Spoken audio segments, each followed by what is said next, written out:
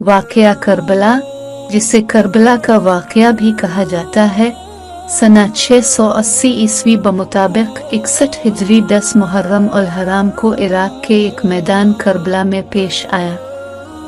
ये एक तरह की जंग थी जो हज़रत इमाम हुसैन रज़ी अल्लाह अन्हु और उनके 72 साथियों की अमवी खलीफा यजीद पलीद की फौज के दरमियान हुई थी। ये जंग इस्लाम की तारीख में एक अहम वाक़या है।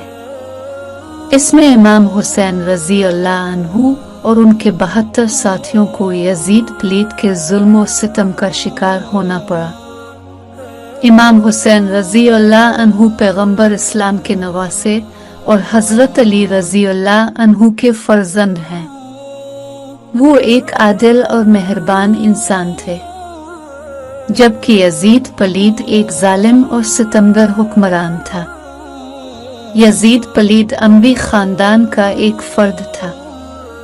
इसने अपने वालिद हज़रत मुआविया बिन अबू सुफियान रज़ी अल्लाह अन्हु के बाद ज़बरदस्ती हुक्मरान बन गया।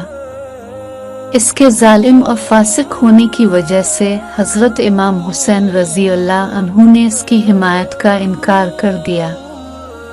करबला का मकाम, जिस पर उसने अपनी हुकूमत के दवाम के लालच में साजिश करके हज़रत इमाम हुसैन रज़ी अल्लाह अन्हु और उनके साथियों को जुल्म और सितम का निशाना बनाया, जो कि कूफा की तरफ जा रहे थे और करबला के मकाम पर थे। इसने अपनी फौज भेजी जिसने जुल्म की इंतहा कर दी। इमाम हुसैन रज़ी अल्लाह अन्हु और उनके साथियों ने यजीद की फौज के खिलाफ शुजाअत और बहादुरी से लड़ा, लेकिन वो आखिरकार जाम शहादत नोश कर गए। वाक़या करबला मुसलमानों के लिए बहुत अहमियत का हामिल है। दुनिया इस वाक़ये को जुल्म और सितम के खिलाफ हक की आवाज़ उठाने की एक मिसाल के तौर पर याद रखती है।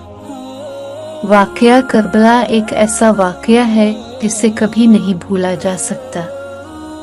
ये एक याद दहानी है कि जुल्म और सितम के खिलाफ हमेशा आवाज़ उठाना चाहिए। हक की आवाज़ को हमेशा बुलंद करना चाहिए, चाहे इसके लिए जान की कुर्बानी क्यों ना देनी पड़े।